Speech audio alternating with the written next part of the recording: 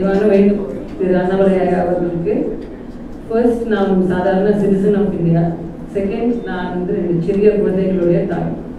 And நீங்கள் வந்து ஒரு இன்ஃப்ளூயன்ஷியல் பொசிஷனில் இருக்கீங்க, ஒரு பவர்ஃபுல் பொசிஷன், ஒரு லீடர்ஷிப் பொசிஷனில் இருக்கீங்க. ஃப்யூச்சரில் you have a lot of activities waiting for you. So அதில் ஒரு பணிவான என்னுடைய வேண்டுகோள் வந்து ஒரு விஷயத்தை நீங்கள் ஞாபகம் வைக்கணும். அது இந்த ஒரு ஈவெண்ட்டில் சொல்கிறது ரொம்ப முக்கியமான ஒரு நடப்பு. ஏன்னா இது வந்து historian Vikram is there and நீங்கள் you coming together for some purpose இல்லைங்களா? நீங்கள் சொன்ன மாதிரி திரு வாவு சிதம்பரம் பிள்ளை, திரு மாபூசி அவர்கள், இல்லை திரு திருப்பூர் குமரன் அவர்கள், இந்த மாதிரி திரு வீரன் சின்னமலை அவர்கள், இவர்களை பற்றியெல்லாம் வந்து நாங்கள் படிக்கவே இல்லை. சின்னதில் இருக்கும்போது பெரிய ஒரு இம்பார்ட்டண்ட் ஒரு பர்சனாலிட்டி ஃபார் த ஃப்ரீடம் ஸ்ட்ரகிள்ங்கிற மாதிரி ஒரு இம்பார்ட்டண்ட்டாக நாங்கள் படிக்கிறது, இன்க்ளூடிங் வீர் சவர்கர். ஸோ இது நீங்கள் வந்து at the latest stage when you are in a position where you are able to bring change, இதை கண்டிப்பாக சில்ட்ரனோட எஜுகேஷனில் நீங்கள் கொண்டு வரணும். ஃப்ரம் அ நான் பொலிட்டிசைசிங் பெர்ஸ்பெக்டிவ், ஃப்ரம் அ நான் பயாஸ்ட் பெர்ஸ்பெக்டிவ் இந்த சேஞ்ச் நடக்கணும்னு நான் தெளிவாக வேண்டியிருக்கேன். மேடம், ரொம்ப நன்றி. ஒரே நிமிஷத்தில் நீங்கள் சொன்னதுக்கான பதிலை கொடுத்துறோம் madam. I am very common small man like you, but I think history will be kinded to your children and my children இந்த ஃபியூச்சர். இப்போ என்ன நடக்குதுன்னா madam, there is a great journey happening in society. நான் ஒரு ஸ்கூலில் படிக்கும் பொழுது நான் படித்த ஹிஸ்டாரிக்கல் அந்த பொலிட்டிக்கல் பார்ட்டி வந்ததுக்கப்புறம் one thing I really fascinated, யாரையோ வந்து ஜாதி தலைவர்கள் அடைச்சி வச்சிருக்காங்க. தமிழ்நாட்டுக்குள்ள ஒரு கூட்டுகளை போட்டு பூட்டி வச்சிருக்கோம். தலையை உடச்சிருவாங்க, அதை உடச்சிருவாங்கன்னு சொல்லிட்டு பெரிய பெரிய தலைவர்கள்லாம் கூட்டுக்குள்ள தான் இருக்காங்க தமிழ்நாட்டில். இந்த கடைசி ஒரு 3 மாத காலமாக நிறைய தலைவர்களை வந்து நாங்கள் வந்து ஒரு புது கண்ணோட பார்க்க ஆரம்பிக்கிறோம். நாட் பொலிட்டிசைசிங் பெர் சே. அதை பார்க்கும் பொழுது உதாரணத்திற்கு ஒரு 3 பேரை மட்டும் நான் சொல்றேன். ஏன்னா நீங்க எந்த லைன்ல போயிட்டு இருக்கீங்க அப்படிங்கிறக்காக. இப்ப விக்ரம்ஜி வந்து அவருடைய திப்பு சுல்தான் புக்கை ரிசர்ச் பண்ணும் பொழுது நிறைய நம்மளுடைய தமிழ்நாடு கனெக்ஷன் வராது. திப்பு சுல்தான் வராத இடம் கிடையாது. திண்டுக்கல்ல இருந்து, கோயம்புத்தூர் சைட்ல இருந்து, ஈரோட்ல இருந்து எல்லா பகுதிகளுக்குமே வந்திருக்காருங்க. அதுல வந்து பாத்தீங்கன்னா தீரன் சின்னமலை அப்படின்னு ஒரு கேரக்டர் இருக்காரு. ஒரு very great nationalist, amazing person. But ஒரு ஜாதிக்குள்ள போட்டு அடைச்சு வச்சிருக்கோம். பட் அவருக்கு கூட வேலை செஞ்ச ஆட்கள் எல்லாமே மறைஞ்சு போயிட்டாங்க. கொஞ்சம் தொலைவி பார்த்தீங்கன்னா there is a person called புல்லான். அவர் கூட இருந்த ஒரு மனிதர். he comes from Arunthathiyar community, the poorest of the poor நம்ம சொல்லுவோம். அதே போல குணால நாடார் இன்னொருத்தர் இருப்பார். அதெல்லாம் மறைஞ்சே போச்சு. கொஞ்சம் எடுத்து படிச்சீங்கன்னா வெரி ஃபேசினேட்டிங் பீப்புள். அதே போல டவுன் சவுத் போயிட்டீங்கன்னா இப்போ வி.ஓ. சிதம்பரம் பிள்ளை அவரை வந்து நான் எந்த புத்தகத்திலையும் படிச்சதில்லை. ஆனால் கோயம்புத்தூர் ஜெயிலுக்கு போனீங்கன்னா வி.ஓ. சிதம்பரம் பிள்ளை அவர்கள் எடுத்த செக்கை நீங்க பார்க்கணும். அது வந்து சவர்கர் சொல்லியிருப்பாரு. அது சாதாரண மனிதர்கள் இருக்கக்கூடிய என்னால் அந்த செக்கை இருக்க முடியாது. நான், விக்ரம்ஜி, அகிலா மேடம் 3 பேர் சேர்ந்து எங்களால் இருக்க முடியாது. அது மேபி அப்சரா ரெட்டி மேடம் சேர்த்துக்கிறோம். நாங்கள் 4 பேர் சேர்ந்து அந்த செக்கை இழுக்கவே முடியாது. அதை ஒரு மனிதர் வி.ஓ. சிதம்பரம் பிள்ளை கோயம்புத்தூரில் இருந்திருக்காரு. அதை வந்து சவர்கர் அவர்கள் வந்து செல்லுநாள் ஜெயிலில் இருந்திருக்காங்க. நீங்க கஷ்டப்பட்டு 2 மாடு சேர்த்து இழுக்கிறத ஒரு மனுஷன் இழுக்கணும். இழுத்து முடிச்சதுக்கு அப்புறம் ஒரே ஒரு சொட்டு அதுல இருந்து அந்த இது வரும். அதை வந்து சவர்கர் எழுதியிருப்பார். அந்த ஒரு சொட்டு அவர் என்ன நினைச்சாருன்னா, அந்த ஒரு சொட்டு எண்ணெய் வெளியே வர்றது நம்முடைய இந்தியாவுடைய ஃப்ரீடம் மூமெண்ட்டுக்கு அந்த ஒரு சொட்டு எண்ணெய் பயன்படும் என்று அதை இழுத்துருக்காங்க. அதெல்லாம் பார்த்தீங்கன்னா பட் இது எல்லாமே நமக்கு வந்து மறைக்கப்பட்டதுன்னு சொன்னதை விட மேபி நான் யாரையும் தவறா சொல்ல விரும்பலைங்க. பட் நம்ம சில்ட்ரனுக்கு வந்து அது மிகப்பெரிய தவறான முன்னுதாரணமாக இருக்கு. தேர் ஹீரோஸ் மேடம், தேர் ஹீரோஸ். இவங்கெல்லாம் வந்து மிகப்பெரிய ஹீரோக்கள். பொலிட்டிக்கல் ஐடியாலஜியில் கண்டிப்பாக அடைக்க வேண்டாம். ஒருத்தருக்கு இருந்து அவ்வளவு விஷயங்கள் கற்றுக்கிறதுக்கு இப்பதான் இந்தியன் ஹிஸ்டரி ஓப்பன் ஆகுது அப்படின்னு பணிவான கருத்து. இவங்கெல்லாம் வந்ததுக்கு உடைக்கிறாங்க, ஒரு நெரேட்டிவ் உடைக்கிறாங்க, ஒரு புதிய லென்ஸ்ல அதை பார்க்குறாங்க, புதிய ஒரு மனிதர்களை வெளியே கொண்டு வர்றாங்க. அதனால இப்போ நமக்கு சில்ட்ரனுக்கு ஒரே பிரச்சனைனா இது ஒரு அட்டென்ஷன் டிஃபிசிட் ஜென்ரேஷன், அட்டென்ஷனே இல்லாத ஒரு ஜென்ரேஷன். ஒரு 10 நிமிஷம் வாட்ஸ்அப்பில் பார்த்தாவே நம்ம டயர்டாயிடுறோம். எப்படி அவங்கள படிக்க வைக்க போகிறோம்? பார்த்தீங்கன்னா நம்ம நண்பர் கேட்டார், அற்புதமாக கேட்டார். இப்போ நண்பர் கேட்டது கூட பார்த்தீங்கன்னா ஒரு 2 நிமிஷம் வீடியோவில் அவங்க கொண்டு வர முடியுமா அப்படின்னு கேட்டார். உண்மைதான், நானும் அதே பொசிஷனில் தான் நானும் கேட்டிருப்பேன். ஆனால் சவர்கர் அவர்களை வந்து படிக்க படிக்க படிக்க ஓப்பன் ஆகும். அதே போல் தீரன் சின்னமலை படிக்க படிக்க ஓப்பன் ஆகும். அதே போல் கீழே டவுன் சவுத் போனீங்கன்னா நிறைய தலைவர்கள் படிக்க படிக்க ஓப்பன் ஆகும். அதனால அவங்களை படிக்க வைக்கணும், ஒரு கியூரியாசிட்டியை கொண்டு வரணும். இந்த புதிய கல்விக் கொள்கை பார்த்தீங்கன்னா அதோடைய ஆரம்ப வரிகள் சொல்லியிருக்கோம். We want to shift this generation from learning to seeking. அதாவது படிப்பதிலிருந்து சீக்கிங்க்கு கொண்டு போவோம். What Vikram Sampathji did is seeking. ஒரு 30,000-40,000 பக்கங்களை படிச்சு ஒன்னொன்னா தொலாவி அதை சீக் பண்ணி அதை கொடுக்குறாரு. கண்டிப்பா அது நடக்கும் மேடம். எஜுகேஷன் சிஸ்டம் மாறணும். இப்ப நம்ம தமிழ்நாட்டில் பார்த்தீங்கன்னா எஜுகேஷன் தான் ஈஸியா இருக்கணும். குழந்தைங்களுக்கு ஈஸியா இருக்கக்கூடாது, கஷ்டப்படணும். ஸ்கூல்லாம் கஷ்டப்படணும். அடி வாங்கிருக்கேன், என்னை வெளியே நிற்க வச்சிருக்காங்க, என்னை வெளியே முட்டி போட வச்சிருக்காங்க வெயில்ல. அதனால் இப்போ வந்து நீங்கள் சொன்னீங்கன்னா நான் ஏதோ பெருசாக பேசுகிற மாதிரி உடனே நீ ஜெயிலுக்கு போட்டுருவாங்க. அதாவது அது அவ்வளோ நடந்திருக்கு. நமக்கு அந்த லேர்னிங் மேலே அந்த தேர்ஸ்ட்டை கொண்டு வந்திருக்காங்க நம்மளுடைய டீச்சர்ஸ் எல்லாம். கண்டிப்பாக அது மாறணும். அதுக்கு நான் குழந்தைங்களை அடின்னு நான் சொல்ல, குழந்தைங்களுக்கு அந்த ரிகர்னஸ் கொடுக்கணும். ரிகர்னஸ் கண்டிப்பாக கொடுக்கணும். நிச்சயமாக நடக்கும். இந்தியா மாற ஆரம்பித்து விட்டது. அதுக்கு இந்த நிகழ்ச்சியை ஒரு சாட்சி. எவ்வளோ பியூட்டிஃபுல்லாக பார்க்கணும். சவர்கர் ஒரு புது லென்ஸில் நீங்கள் எல்லாருமே கூட ரொம்ப என்ஜாய் பண்ணி கேட்டுருப்பீங்க. விக்ரம் சம்பத்தை உருவாக்கினா மேடம் பேசுனதும் கண்டிப்பாக நடக்கும் மேடம். அது பஞ்சபூதங்களுடைய முடிவது, காலத்தினுடைய கட்டாயம் நிச்சயமாக நடக்கும். Congratulations to Vikram Sampath-ji. One for getting the fellowship today. Very auspicious thing happening on the book launch in Chennai. I always like Indian historians. That is something which our country very rarely had. Very eminent historians of the highest quality.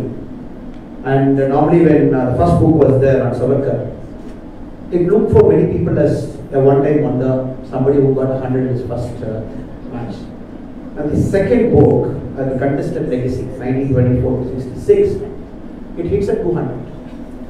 A batsman coming to the crease again. Now, the game is set, the talent is proven. The deep research that the book has gone into is absolutely unbelievable. And Savarkar, if you see, for other person it is easy to write a book, relatively easy. Especially on Veer Savarkar. It's very tough because normally you ask a person in the street, 8 out of 10 might have a very contested opinion. And maybe 2 might have a very historical perspective.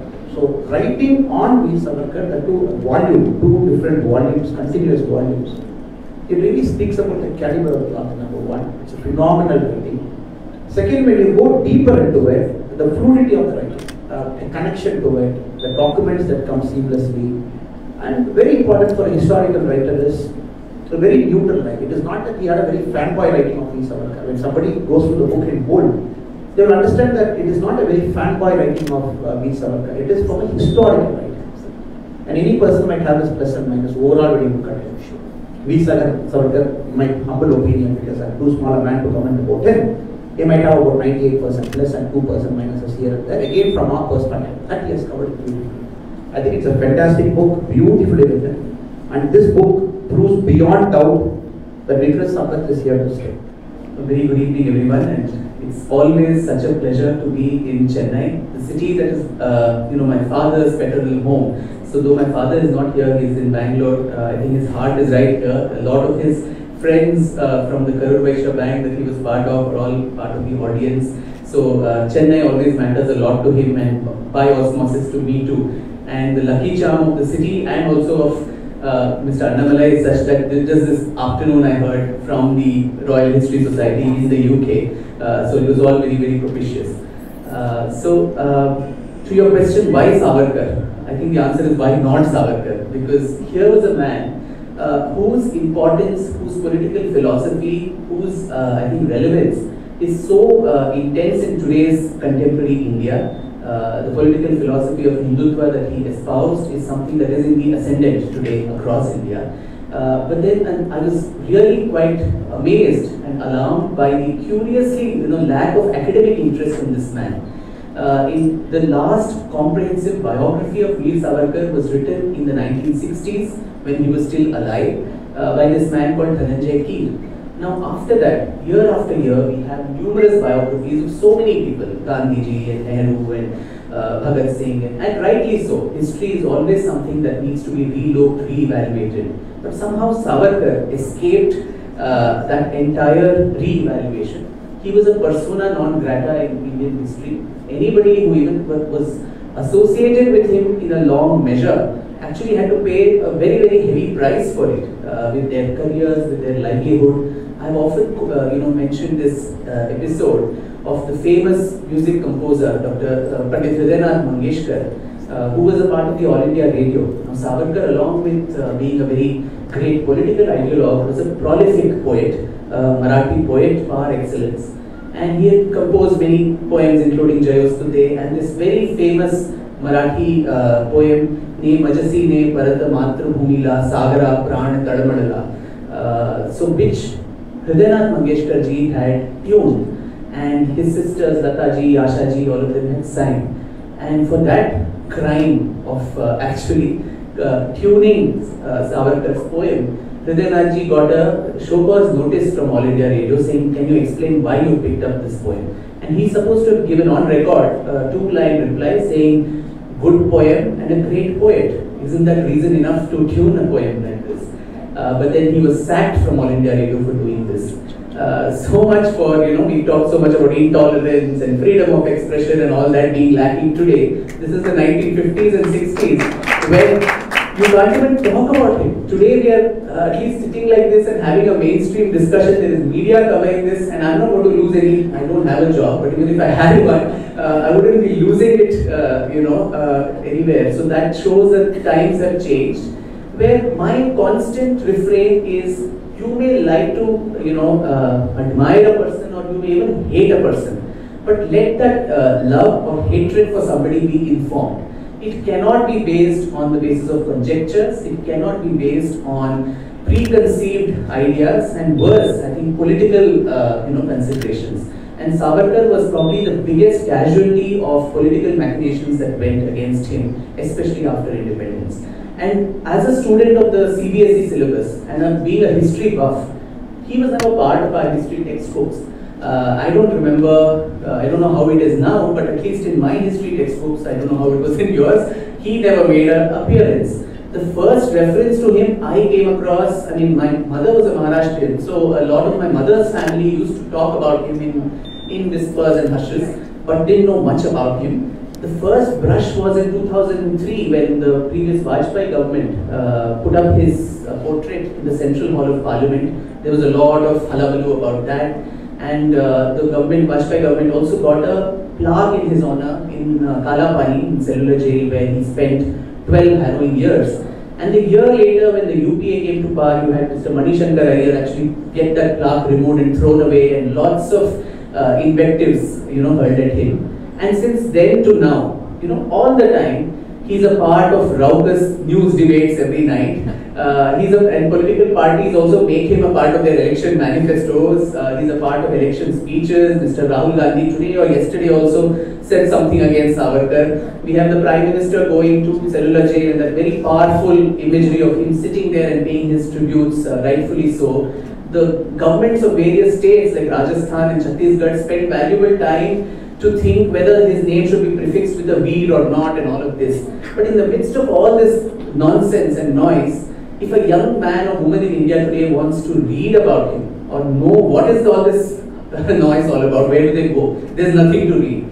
So there was this quote from Toni Morrison, who said, if there is a book that you want to write and it has not been written yet, if there's a book that you want to read which has not been written yet, you must be the first one to write it.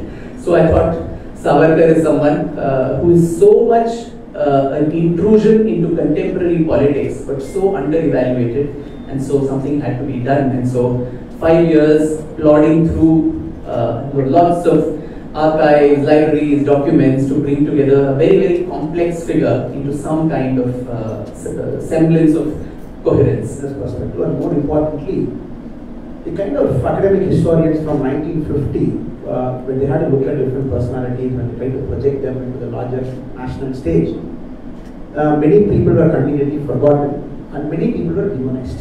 And I believe V. Savarkar comes in the demonized category. He was completely demonized.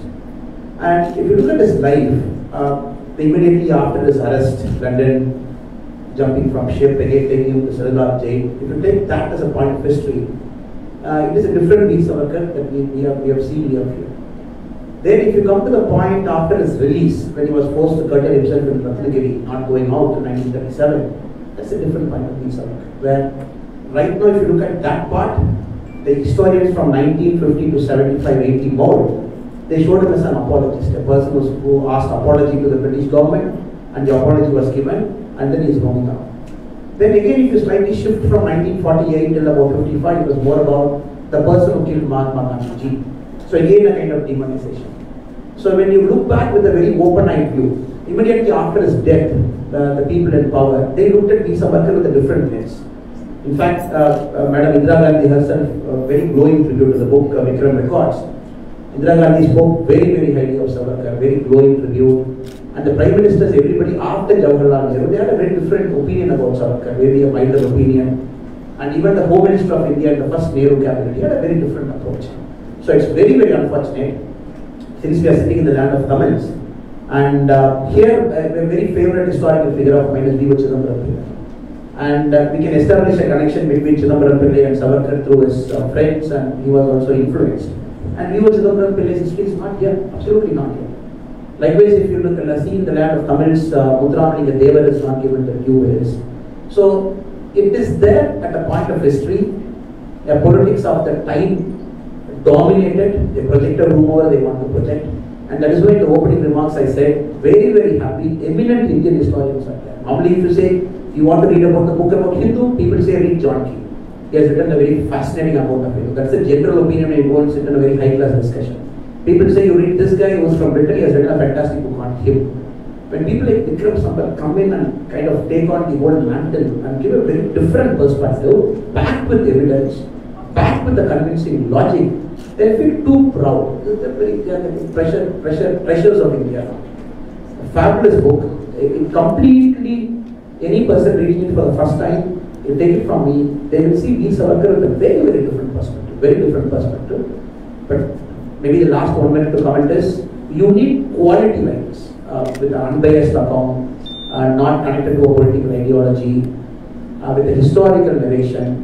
Then probably you have a book like this. So I hope and pray, especially in the land of Tamil Nadu, people buy this book, the 2 volumes, with an open mind. They read V. Savarkar. They don't demonize them. Give the person the view. As Indira Gandhi said, a great national guy, a great fierce patriotic guy. This is the words Indira Gandhi used. And I just hope and pray people read it in large numbers. They change their opinion based on facts and laws. Ma'am, as you rightly put it, Savarkar was a very different man of his time, at the time that was, and what he was trying to do to reform Hinduism per se. In the book he beautifully writes, for a lot of people's information, that he never believed in the ritual part of Hinduism. He believed in the ethos of what we're trying to talk about, Hindutva. And let us take us back to 1920, 1930 time, in a state like Maharashtra. If you look at the photographs that Vikram Sambal has presented, Samabanti Bhojana, where he calls all caste, the so-called untouchables, who are treated very, very rudely at the point of time, made them to sit in a common platform. He takes that food along with them, and then conveys a very, very powerful statement that the internal reformation is happening. And the sacred threading ceremony, he brings all the different castes together, the sacred threading ceremony that very eloquently our Vikram Sambal books. If you look at it, you will truly understand that this is real social justice. I'm talking about 1920, 30, 40, that kind of era, when India was chained to the yoke of British imperialism and nobody was thinking about reforming Hinduism per se or the Hindutva ethos. It was far ahead of its time. And if I transport that memory to the land of Tamils now, post 1950, and we had a period in Tamil Nadu, maybe from 1970, when the backward classes movement started, then the Justice Party, then the Dravidian Munnetra Party came into existence. 1967 they came into power. When you look at it, and when you look history in its proper depth, you know what Savarkar did was unparalleled, far ahead of his time. So definitely the society has changed, but the only problem is, we have the last 10 years I'm seeing we as society, we don't read much. We don't read different points of view. We don't talk to people who we inherently might not be friends with. Maybe a contradicting popular opinion they might have. When you talk to all of them, probably all of these people can be put up in better light. So now we have got into this very artificial barrier of, you don't agree with me, you're out, I'm this side. So since that artificial wall is built, I think we are getting into a very dangerous territory, because you are demonizing person and then you are glorifying a particular point of time to suit your political narrative. So though it was good time, after the social media evolution, we are getting into a dangerous time where from anonymity, whatever you say, whatever you post, probably 25 years now from now, when small kids now, when they look back at Tamil Nadu's history or India's history, probably they'll be very amused. Is this kind of a volume of writing you're producing in social media, is this what you're writing in Twitter? And yesterday, Rahul Gandhi ji in Wayanad, he has spoken about Savarkar, and if you read it, it's very, very amusing what he has written. Though I'm talking about now, he is talking about Congress believes in a different India, Congress don't believe in Savarkar's India. If you look at the 1965 interview that Savarkar gave, which beautifully presents, the last part probably might have a question on track to him, there he very clearly talks about what is the India that is looking at. Right from the Indus River to the seas, where all different communities should coexist. It's a secular country, one community not dominating others, not divided by artificial lines. And just when I was reading that part today, after hearing Rahul Gandhi yesterday, I was just wondering, it is like chalk and cheese, what Rahul Gandhi was talking in Wayanad yesterday and what Savarkar's interview in 1965, probably his last interview to the RSS magazine. Very different. I hope and pray these people of this generation, they read much, they listen to different points of view, and then they make a narrative. But still, I'll give you my 2 cents now. The previous question and this one. As IPS probationers, I go back to my old times 10 years back. I should have asked you that question. One of the compulsory visit for us was to go to Annamalai, be in Sirgar jail, and go there and see the exact cell where V. Savarkar was imprisoned. It's a very corner cell. You got to climb up the stairs. You go there. I still vividly recall the whole moment there. As the author said, Vikram, he said, from the window you can see the death gallows outside, and that did not register as much. We were 21, 22 at that point of time. We went to cellular jail. We saw that big thing where he has to grate that and take the oil out. Then later, during the course of our policing careers, I must have arrested about 10,000, 15,000 people in my life, different points of time. And from a college jail to a district jail to a central jail. And I used to do this jail visit often. Once in a month, once in 3 months, go meet them. And then I could understand the full import of what V. Savarkar must have felt in Chennai jail at that point of time. And people get broken down. The best way, it's a very, very philosophical kind of thing, which was applied in psychology. The best way to break a man is to take him away from the loved ones. So that is part 1. Then in the book, V. Savarkar talks about the happiest moments. This man is dying, in 1965 he is dying. When the question was put to him, the best part of his life, he says 2-3 things. He says, meeting my wife after 8 years in jail. My wife and my brother coming and meeting me after 8 years. And he was put in that kind of a mental space. Treated very harshly. I don't think any political prisoner in India's independence history, pre-independence, they never had to do what V. Savarkar did. It's a fact. And the kind of things he was made to undergo. That's why the name Kalapani was given. The name itself was terrible. And coming from there, coming back, reorienting himself, where he was made to sign the declaration where he gave something was written, he signed it. Then reinventing him every single time after that, 1937, Hindu Mahasabha president, then post-independence. Then again the second disaster of the Mahatma Gandhi's killing, again coming out of it, writing voraciously. Then till 1966. So it's a very, very different man. I don't think there is no equal comparison to any political person in India where you can favorably or unfavorably compare them to V. Savarkar. This is a very unique person at a unique point of India's history who underwent some horrible things which was done on him, which no other political prisoner must have gone through. Now, we all conveniently said, if you look at Tamil Nadu, if you look at the history here, we have the great people who are praised by the Tamil media, praised by the political narrative. 1941, the same person said, he said, please don't go out British. You be there in India. If you go out of Tamil Nadu, we can't even manufacture a single matchstick. The 1941, he said it. 1955, the same person was changed. The narrative was a great fighter. 1967, the great fighter was changed as a social justice champion. So this guy never wavered. You put him in any terrible condition, he never wavered. He always spoke truth. That is what I got from his whole imprisonment thing. And thanks to Vikramji, very beautifully written. The way he talks about the Andaman experience and coming out, then the Mahatma Gandhi assassination case. I think the best part, though I've read many case studies on the assassination case and the Red Fort trial and everything, but I don't think anybody can do justice to the way he has gone into it. Very deep research, wonderfully written book, especially on 2 parts, the cellular jail part and the Mahatma Gandhi assassination part. Simply brilliant.